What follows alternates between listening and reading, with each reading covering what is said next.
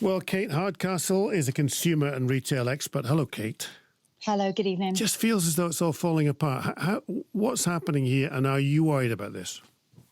First and foremost, I don't think we should be worried about it as consumers and towards Christmas. We have been spoilt with a richness of availability and full shelves in our stores for so many years. I don't think many of us can see past that. And really, there will be alternatives. There will be stores that have items. There might be an odd brand of a very specific model that might be out of stock, but generally, no retailer has turned around yet and said the shelves will be empty. So when we panic, we breed panic. When we show empty shelves on social media, it concerns people.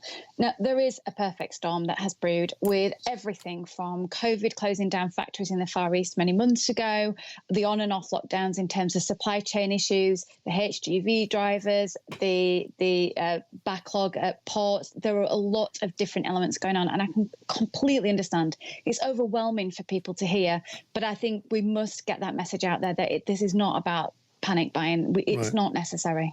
So this is about a world creaking back up into full gear, is it? A little.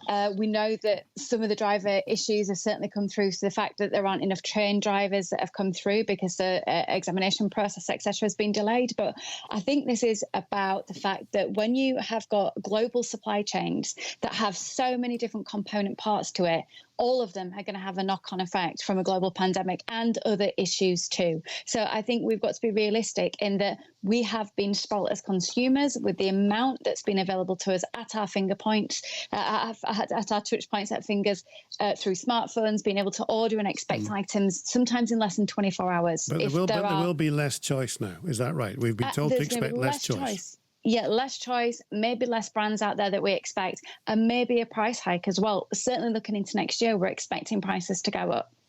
Shortages of what?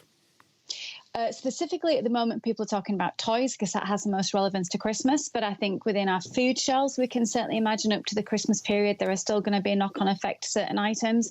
And I think ongoing that we're probably going to see some issues that actually maybe it might not be the supply of it, but just purely the pricing that means that retailers just can't afford to take that item on anymore. Okay, Kate, thank you. Kate Hardcastle, consumer and retail expert.